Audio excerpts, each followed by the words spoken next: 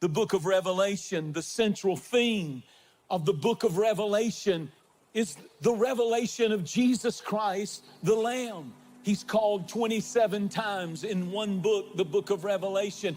The revelation of Jesus Christ is what the book is called. The book of Revelation is not the uncovering. The word revelation means uncovering. It's not the uncovering of the Antichrist. It's not the uncovering of the end times. It's not the uncovering of prophecy. Certainly those things are in there, but we shouldn't make that the central theme of that book. It's not the uncovering of 666. The book of Revelation, if it is anything, is the revelation or the uncovering of Jesus Christ as the Lamb of God.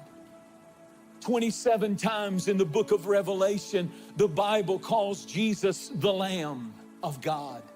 He's the slain lamb. He's the worship lamb in the book of Revelation. These are all biblical phrases in the book of Revelation. He's the worthy lamb. He's the lamb on the throne. He's the lamb that breaks the seals and opens the book. He's the lamb at the center of the throne.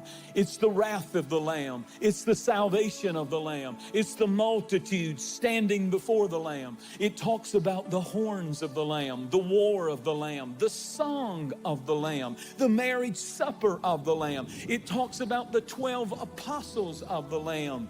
It talks about the Lamb's book of life and people's names and family names that are written in the Lamb's book of life.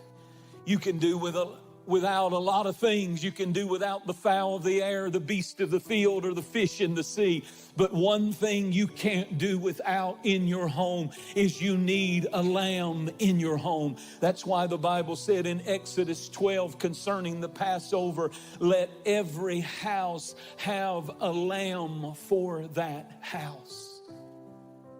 You've got to have the lamb for your house.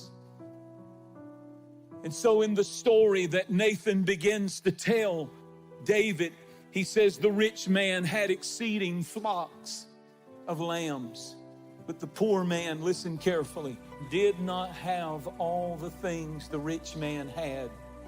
But notice what it said in verse 3, that he had one lamb and he, number one, nurtured it.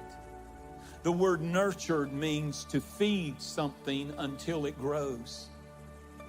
Just as a mother nurtures her newborn baby, it's the lamb that was nurtured in their home.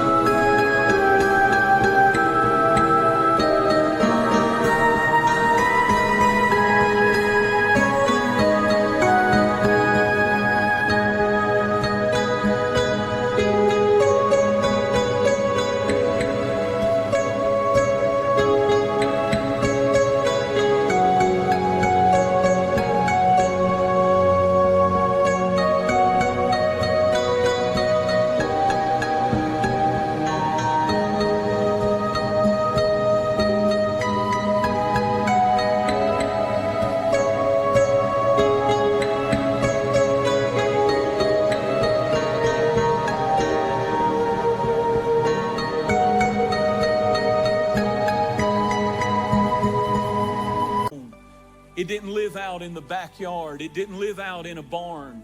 It lived in their home. The Bible's very clear about that.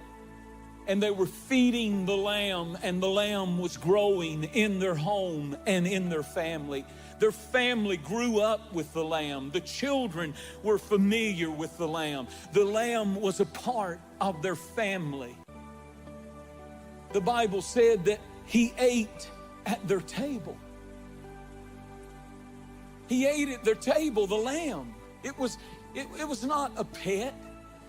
It was not an animal that they had a distant relationship with, that was not really bonded and connected. He didn't stay out in the barn, in the backyard, out in the field somewhere. But the Bible said that the lamb, it was not a petting zoo lamb. See, that's the kind of...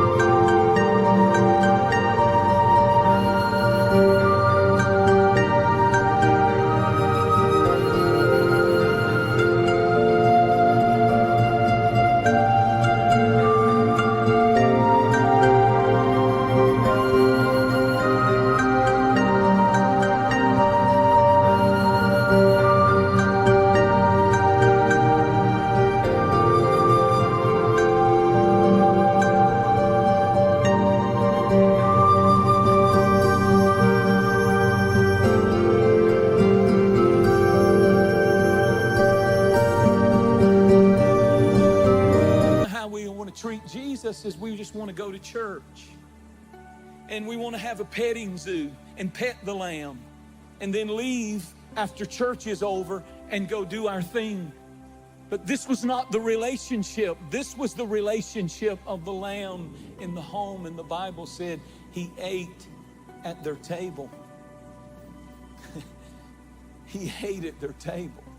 It's not like they had the lamb's little bowl over there and he would eat in the corner like a dog or something. But the lamb would be at their table. It's a beautiful picture of communion.